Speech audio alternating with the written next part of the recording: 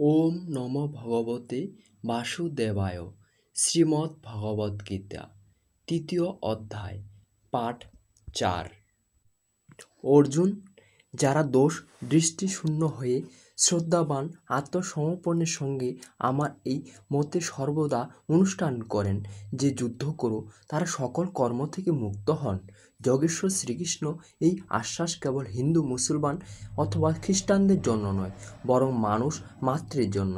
তার বাণী হলো যুদ্ধ করো। এই আদেশ থেকে এই মনে হয় যেন এই উপদেশ কেবল যুদ্ধাকাঙ্ক্ষী ব্যক্তিদের জন্যই ছিল। অর্জুনের সম্মুখে সৌভাগ্যবশত বিশ্বযুদ্ধের পরিস্থিতি ছিল, কিন্তু আপনার সম্মুখে কোনো যুদ্ধ স্থিতি নেই। তাহলে গীতাশাস্ত্রের উপদেশ আপনার কি কাজে লাগবে? কারণ কর্ম থেকে মুক্ত হওয়ার একমাত্র উপায় যুদ্ধ। এটা তাদের জন্য বিবৃত করা হয়েছে, বাস্তবে কিন্তু তা নয়। বস্তুত এটা অন্তর্দেশের যুদ্ধ। ক্ষেত্র এবং ক্ষেত্রজ্ঞের বিদ্যা এবং অবিদ্যার কর্মক্ষেত্র এবং কুরুক্ষেত্রের সংঘর্ষ। আপনি যেমন যেমন ধ্যানে চিত্তকে নিরুদ্ধ করবার চেষ্টা করবেন, তেমন তেমন বিজাতীয় প্রবৃত্তিগুলো বিঘ্নরূপে ভয়ঙ্করভাবে আক্রমণ করবে। তাদের শান্ত করে চিত্তকে নিরুদ্ধ করার চেষ্টাই যুদ্ধ। যিনি দোষ দৃষ্টি মুক্ত হয়ে শ্রদ্ধাপূর্বক এই যুদ্ধ প্রবৃত্ত হন, তিনি কর্মবন্ধন থেকে, বারবার আসা যাওয়া থেকে সম্পূর্ণরূপে মুক্ত হয়ে যান। যারা এই যুদ্ধে প্রবৃত্ত হয় না, তাদের কেমন গতি হয় এই প্রসঙ্গে বলা হয়েছে যে দোষ দৃষ্টিযুক্ত মোহনীর সাথে অচেতন ব্যক্তিগণ আমরা এই মতের অনুসারে অনুষ্ঠান করে না, অর্থাৎ ধ্যানস্থ হয়ে আশা মমতা সন্তাপরহিত হয়ে আত্মসমর্পণ করে যুদ্ধে প্রবৃত্ত হয় না।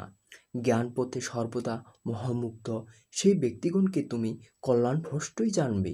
যদি এটাই সত্য, তাহলে লোকে এর অনুষ্ঠান করে না কেন? এই প্রসঙ্গে বলা হয়েছে সকল প্রাণী নিজের প্রকৃতিকে অনুসরণ করে স্বীয় স্বভাবের বশীভূত হয়ে কর্মে অংশগ্রহণ করে। প্রত্যক্ষদর্শী জ্ঞানীও নিজের প্রকৃতির অনুরূপ কর্ম করেন। প্রাণী নিজের কর্ম অনুসারে আচরণ করে। জ্ঞানের নিজ স্বরূপ অনুসারে যেমন যার প্রকৃতির প্রভাব, সে সেরকমই কার্য করে থাকে। এটাই স্বতঃসিদ্ধ, কেউ এর হাত থেকে নিস্তার পায় না। এই কারণে সবাই আমার মতানুযায়ী কর্মে প্রবৃত্ত হতে পারে না। তারা আশা মমতা সন্তাপ শব্দান্তরে রাগ দেশ এদের ত্যাগ করতে পারে না, যার জন্য কর্মে সমক্ষ আচরণ হয় না। একই আরও স্পষ্ট করলেন এবং অন্য কারণ দেখালেন। ইন্দ্রিয় এবং ইন্দ্রিয়গুলোর ভোগে রাগ দেশ স্থিত এই দুটির বশীভূত হওয়া উচিত নয়, কারণ এই কল্যাণ পথে কর্মযুক্ত হওয়ার প্রাণালীতে এই রাগ ও দেশ দৈধ্যস্য শত্রু আরাধনা থেকে বাধার সৃষ্টি করে। শত্রু যখন অন্তরে, তখন বাইরে কার সঙ্গে কে যুদ্ধ করবে?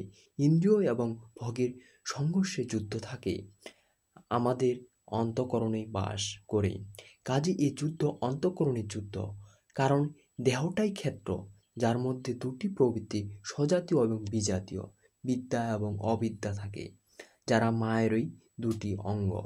এই প্রবৃত্তিগুলির অতীত হওয়া স্বজাতীয় প্রবৃত্তিগুলোকে আয়ত্ত করে বিজাতীয়কে নিশ্চিত করাই যুদ্ধ। বিজাতীয় চিহ্নিত হলে স্বজাতীয় উপজাতিতা তার থাকে না। স্বরূপের ছোঁয়ায় স্বজাতীয় তার অন্তরালে বিলীন হয়ে যায়। এইভাবে প্রকৃতির পার পাওয়াই যুদ্ধ, যা ধ্যান দ্বারা সম্ভব। রাগ দেশ শান্ত করতে সময় লাগে। সেই জন্য বহু সাধক ক্রিয়া ত্যাগ করেই সাহসা মহাপুরুষে অনুকরণ করতে আরম্ভ করলেন। শ্রীকৃষ্ণ এর থেকে সমাধান করলেন। একজন সাধক 10 বছর ধরে সাধনা প্রবৃত্ত এবং অন্য একজন সাধনায় প্রবৃত্ত হয়েছে, উভয় ক্ষমতা এক হবে না।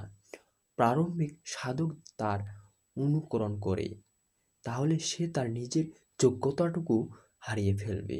এই প্রসঙ্গে যোগেশ্বর শ্রীকৃষ্ণ বললেন, উত্তমরূপে আচরিত পরধর্ম অপেক্ষা গুণরহিত নিজ ধর্ম অধিক উত্তম।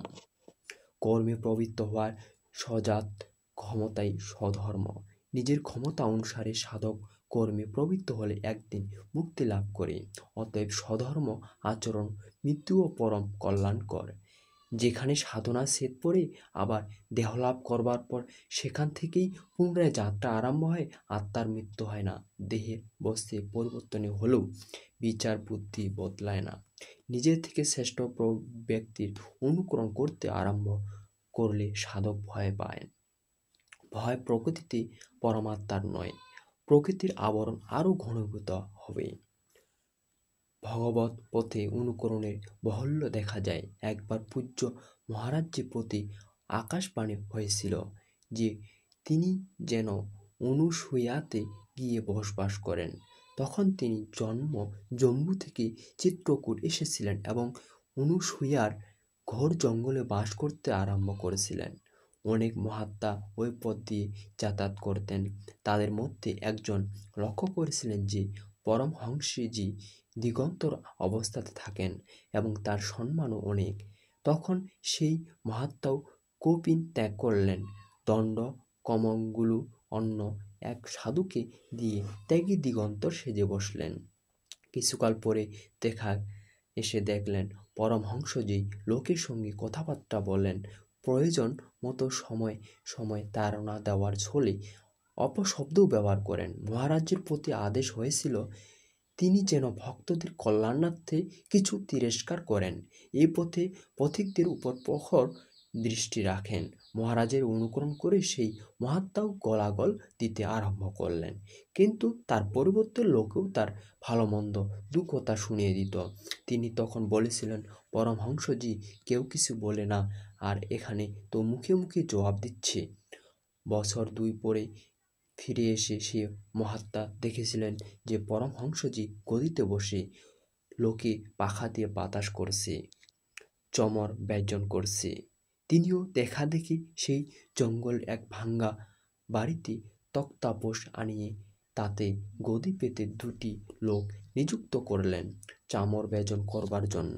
প্রতি সোমবার ভিড়ও হতে লাগলো। পুত্রের ইচ্ছুক 50 টাকা দিন, কন্যার ইচ্ছুক 25 টাকা দিন। পরন্তু কথা বলে 1 মাসের মধ্যে সেই সাধুকে সেই স্থান ত্যাগ করে অন্যত্র যেতে হয়েছিল। মন প্রতিষ্ঠা সব ধুয়ে বসেছিলেন। এই ভগবত পথে অনুকরণে কোনো আস্থা নেই। সাধককে সকধর্মেই আচরণ করা উচিত। স্বধর্ম কি? 2য় অধ্যায়ে শ্রীকৃষ্ণ স্বধর্মের নাম দিয়েছিলেন যে স্বধর্ম লক্ষ্য করলেও তুমি যুদ্ধ করবার উপযুক্ত পাত্র। এর চেয়ে শ্রেষ্ঠ কল্যাণকর পথ ক্ষত্রিয়ের জন্য আর নেই। স্বধর্মে অর্জুন ক্ষত্রিয়। যোগেশ্বর সাক্ষাৎ করলেন যে অর্জুন যারা ব্রাহ্মণ তাদের জন্য বেদের উপদেশ ক্ষুদ্র জলাশয়ের তুল্য। তুমি বেদের ঊর্ধ্বে উঠো এবং ব্রাহ্মণ হও, অর্থাৎ স্বধর্মে পরিবর্তন সম্ভব। এখানে পুনরায় বললেন, রাগ দেশের বশীভূত হও না, এদের কাটিয়ে ওঠো, স্বধর্মই শ্রেয় কর। তার বলবার অর্থ এই নয় যে অর্জুন কোনো ব্রাহ্মণের অনুকরণ করে তার মতো বেশভূষা ধারণ করুক। কর্মের একমাত্র পথকেই মহাপুরুষের 4টি শ্রেণীতে বিভক্ত করেছেন: নিকৃষ্ট, অধম, উত্তম এবং অতি উত্তম। এই শ্রেণী বিভাগকে সাধকের জন্য ক্রমশ শূদ্র, বৈশ্য, ক্ষত্রিয় এবং ব্রাহ্মণের নাম দিলেন। শূদ্র স্থিতি সেবা ধর্ম থেকে কর্মের আরম্ভ হয় এবং সাধনা কর্মে এই সাধকের ব্রাহ্মণের স্থিতি লাভ করতে পারেন।